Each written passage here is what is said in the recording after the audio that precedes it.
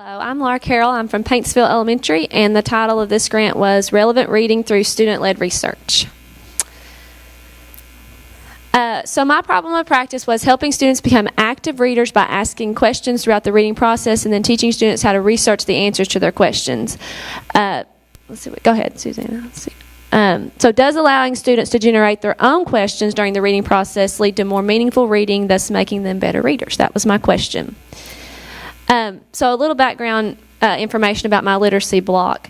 The first hours or more, our kids, or my kids are in a shared reading type setting, and we're all reading the same thing, and it's on grade level based on, the Lexile it should be on, and I use whatever we're reading to tackle the Common Core reading standards.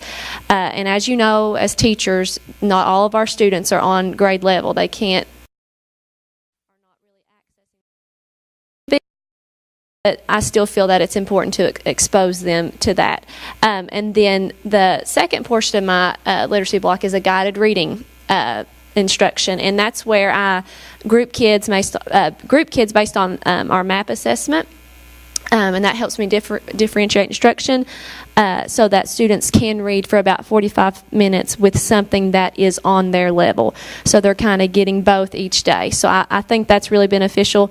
So what I found from last year this year was that I didn't really have enough materials that I felt were engaging enough during these groups, and I thought, if we're going to take time out to do this to become more independent readers, I want to try to structure this differently.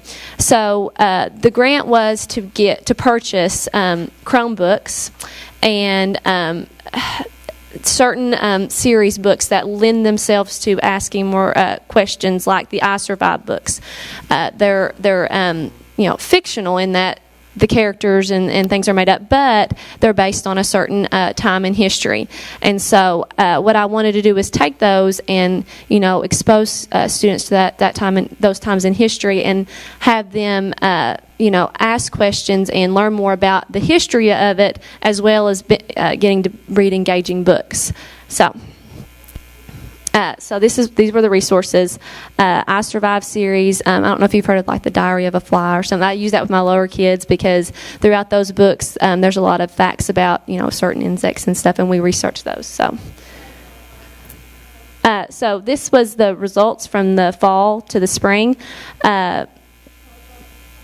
Based on the MAP RIT scores, there was about 8 students who were below grade level, 5 were on or above, but by the end of the year most of my students were above grade level, with only about 3 below and 1 on. So I thought that it went really well. I thought just some observational data when you're sitting there, and I think one of the groups started reading I Survived the Attacks of September 11th or something like that, and they were like, what's September 11th, which is, but they had no background on that, so they were able to research that, learn more about it, and they loved the books. They loved meeting in groups.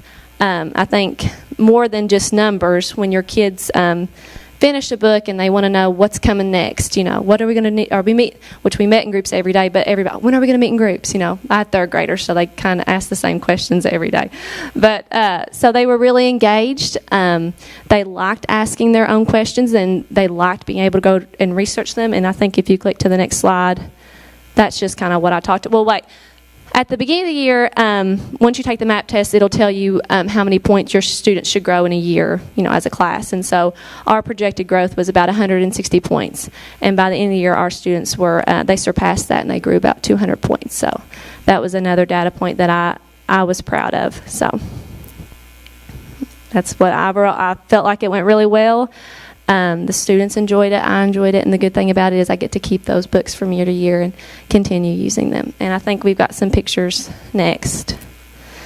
So once I met with them in the group and we read together, and during my guided reading time it's more like comprehension strategies and decoding words and things like that. And then they would kind of write down questions that they had from that chapter or what have you.